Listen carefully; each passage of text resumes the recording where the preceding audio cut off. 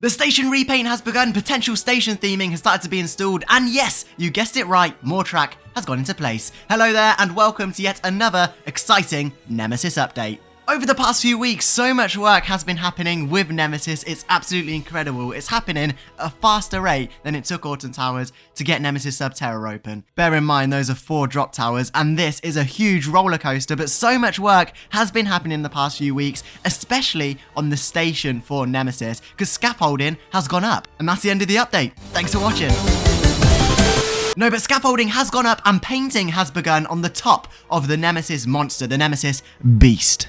And it's currently being painted silver on the top. Here you can see like the Nemesis creature, and then on the top of it you got like a fin, like a fish, but no, this is the Nemesis Beast. And it has been painted a very nice silver colour. As you can see, it's very, very nicely painted. On the, you got the fake track sections as well in the background that I can see. Some of it has been repainted, but mostly it's the top of the station. And a lot of it actually has been repainted this silver colour. Not the red strip or the red vein organ thing on the top. That hasn't been painted silver. But around it, it has been painted. Someone's been busy with a roller and brush because this actually looks very good. Now, I'm not too sure whether this is the actual colour that will be on this station next season, or whether it's an undercoat or primer for another colour that will be painted on top. I'm not too sure, but I'm a big fan of the silver. I think it looks quite good. Considering, of course, Nemesis is going down a new storyline with the Phalanx and the investigations into the Nemesis Beast, then it sort of makes sense it being coloured a more modern sort of silver colour, especially with the black track and the red vein design. I think it's a nice new colour for Nemesis Station. I think things are definitely going to be changing even more with the station.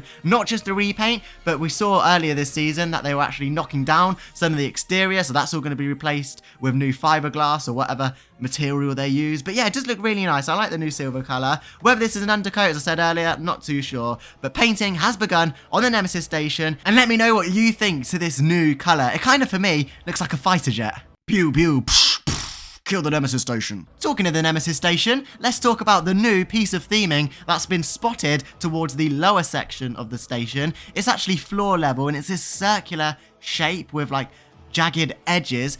What is this? I'm going to be honest, your guess is as good as mine, but for me, it looks like some sort of Phalanx logo potentially, the hashtag Seek the Truth branding, I don't know, it looks like definitely some sort of symbol, definitely some sort of logo. Not too sure whether this is going to be for the marketing of Nemesis or a permanent installation to the station. Not too sure, but it has been covered up recently with this black sort of tarpaulin. But yeah, it does look very interesting. Is it part of the station? I'm not too sure. It looks like it's got some sort of beamwork behind it that could make it be attached to the station. I'm not too sure, but for me, it definitely looks like some sort of symbol. Whether they're going to theme it up, paint it up, I'm not too sure. But this is definitely just sort of like the framework for it. And whether they're going to put like decorations all around it, I'm not too sure. But right now, it's literally like a piece of woodwork, like from DT or something. Around this sort of symbol as well, you've got loads of scaffolding that's all gone up around the station, and that was for the repaint at the top of the station, but it also shows that access is available to the station for even more work in the future. It's so exciting, this symbol. Like, is it building up the backstory behind Nemesis, or is it simply nothing? I don't know. We'll have to see. Only time will tell. Also on the station, the classic Nemesis Eye has been removed, and it's just seen here laying on the ground. It can no longer overlook the construction of this classic coaster. It's gone. It's gone forever. But is it? Well, classic Eyeball. There's been many rumours going around that Nemesis will be upgraded to the modern times with screens and animatronics. So potentially, could we see some sort of LCD OLED 4K HD 720p screen in the Eyeball? Well, I think it's very, very likely. I think Nemesis is, of course, being umped up to the 21st century, and with that, upgrades to the technology. But how cool would it be to remove that eyeball and have another eyeball with the same cast of that eyeball, but with a screen inside and the eye blinking? Every so often, just have some sound effects and the eye going sort of blinking. That would just be so incredible. Just that little sort of detail that makes a big difference. Just seeing it maybe move like left and right, and then blinking a few times. That'd be very cool. Come on, Alton Towers. We know you have some investment. Invest in the eyeball of Nemesis. But it has been removed, and I think Alton Towers will get on their bikes and go to Curry's PC World to buy some screens, because this is the new technology of Nemesis. That's all for the work on the station of Nemesis. Let's move over to the actual track of this new coaster, or refurbished ride, however you want to call it. And yes, work has still continued on this track, with plenty more elements being installed: zero G-roll, vertical loop, downwards helix. But before we get onto those, no work has actually happened on the lift hill for Nemesis. We believe they're still putting that primer on, ready for it to be repainted with a black track and red vein design. They're still all scaffolding on that lift hill, so we believe work still continues on that. But heading over to the main layout of the ride, and plenty more has happened. Over the past few weeks, the second half of the corkscrew was installed. I said, hold up, wait a minute.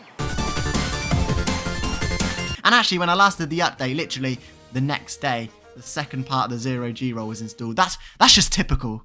And also the vertical loop obviously has been installed along with the track before it and also after it. But the most exciting track installation is finally that downwards helix has finally been installed with the nuclear weapon supports that it has. And yes, those have all gone into place, and the supports are absolutely huge. They're monstrous and colossal. Look at the size of those. They're literally probably about the same size as the big one supports, and those are huge. But yes, this is the section of Nemesis where it will be changing just a little bit. There'll be one additional support in this area because of the high forces the ride experiences in this downwards helix of the ride. And yes, the supports are now into place, and the track is now into place as well.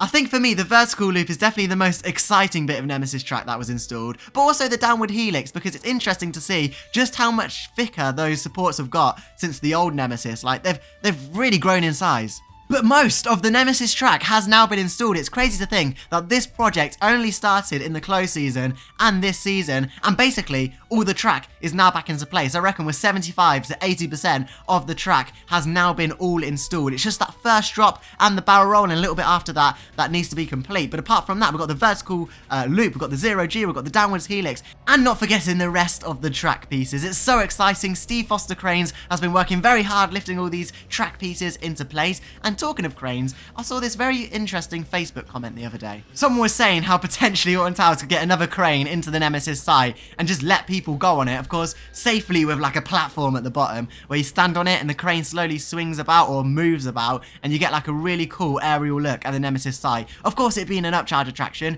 would Alton Towers do this? Our service says? No. Okay.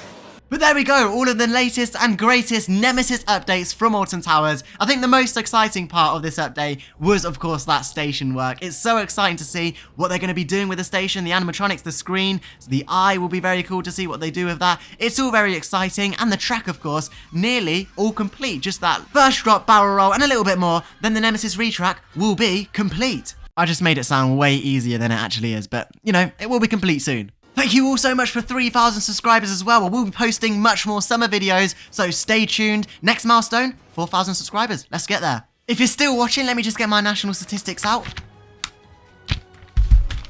11.8% of you watching this video are subscribed. You guys are legends, but 88.2% of you are not. So please, subscribe. Why don't you subscribe? Subscribe. And if you're still here, thank you so much for watching to the end of the video, and because you did, I'll give you a little sentence to put in the comment section down below. #Nemesis lost its eyeball. I'll see you in the next one.